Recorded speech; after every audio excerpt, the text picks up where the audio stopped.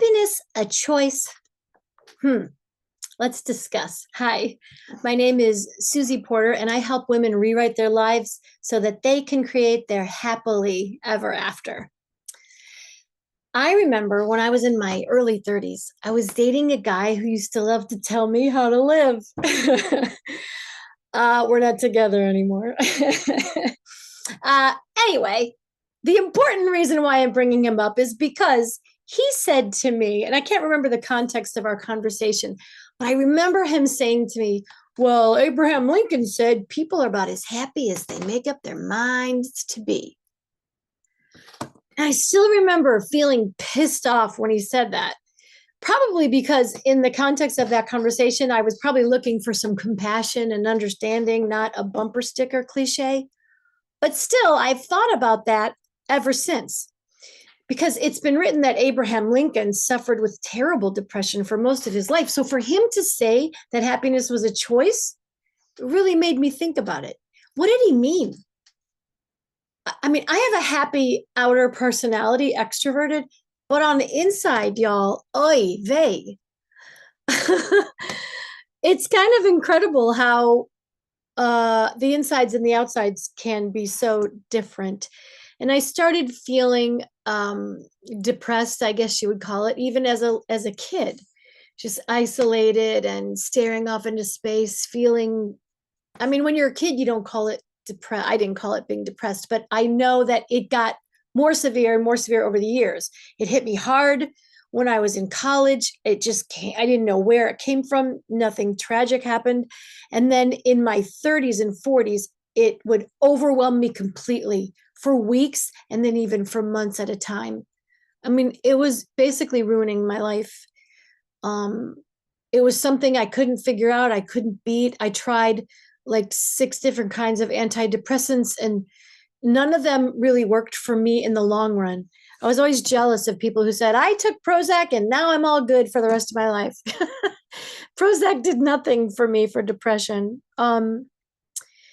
And I will just say a side note, if medication works for you, God bless you. I'm really happy for you. I don't think there's anything wrong with it, and I don't judge it at all. It just didn't work for me, not in the long run anyway. I wanted to choose happiness, like Abraham Lincoln said. I wanted to be happy. Actually, when I was a kid, my mother would always say, Susie, just be happy. I'd be like, she wasn't one of those parents that would say you have to grow up and be like a doctor or a lawyer or make a lot of money. She'd just be like, just be happy, be happy, be happy. That was like her mantra for me. So when I wasn't happy, not only was I not happy, but then I felt this extra pressure that of shame, like I can't even do the most important thing. I can't be happy. So I felt like a failure, right? I I did finally break the cycle of depression, thank God. It was in 2015. I haven't been terribly depressed like that. I mean, sure, I'm very moody and emotional and have felt like shit, but that I haven't felt that debilitating where you just can't get out of bed. In 2015, I remember it was in the summer before my family was getting ready to go on a road trip. And I called my psychologist and I'm like, you gotta give me some antidepressants. I'm going on a trip and I don't want to be depressed for the whole time. And for whatever reason, I couldn't make it to the drugstore. I couldn't get the medication. So over the course of the next 3 weeks, I was out in the sun. We went to the Grand Canyon. We went to Escalante Grand Staircase. We went to Canaryville Falls in Utah, best hike on earth. And just from being with my children, who I love, and playing games and being out in the sun and hiking every day and getting exercise, I was pretty much doing many, if not most of the steps that are in this book. This is my favorite book on it's called The Depression Cure, the 6-step program to beat depression without drugs. And I found it's very practical. And of all the books I've read, which is a lot, this one is my favorite. So I was kind of doing what the book said, just getting out in nature, moving my body, being with people I love. I wasn't ruminating by myself, thinking depressing thoughts. So is happiness a choice, Mr. Lincoln? Yeah, I think it begins with a choice. But then it does require a strong desire to be happy and determination. I know that word's a little bit daunting, But if you're really depressed, it does take determination. And I will say, baby steps. If it's, and the baby steps can be practicing gratitude, journaling, exercise, meditation, acts of kindness, getting out with other people, going to a homeless shelter, volunteering, like get out of yourself, right? But when you're in the worst of it, just any little tiny thing you can do to just get that momentum going, right? So happiness begins with a choice, and then it requires desire, determination, and baby steps that will become the habits that create a happy life. So it starts out a choice, and then it becomes a practice, and then it becomes a habit, and then you're happy.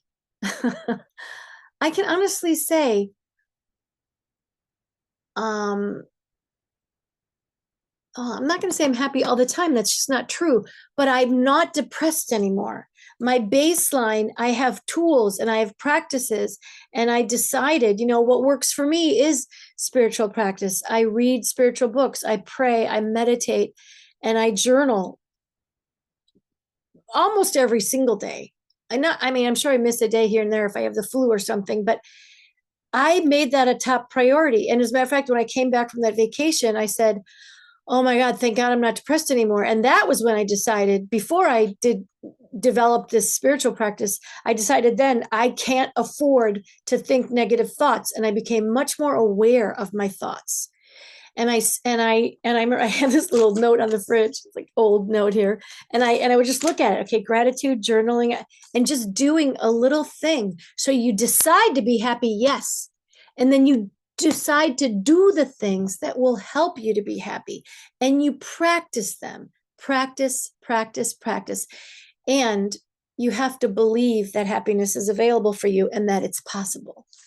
I have a very dear friend who told me, Susie, because of what happened to her as a kid, my brain got messed up and my brain is wired to be sad, and I'm just going to be sad and there's nothing I can do about it.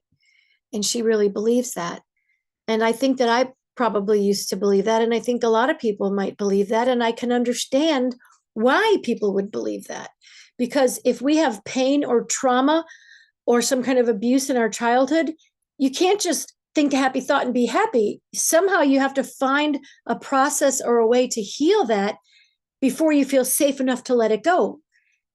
And that is where I think like toxic positivity, to smile, put on a happy face, can't work, because you have to exercise and embrace your shadow and your darkness and let it go, and then decide to be happy and practice and become do the habits that keep you happy.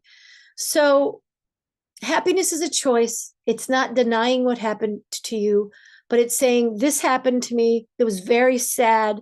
I'm very angry. I'm very hurt. I'm traumatized, whatever, but I want to be happy and I will do whatever it takes to be happy. Happiness is available for me.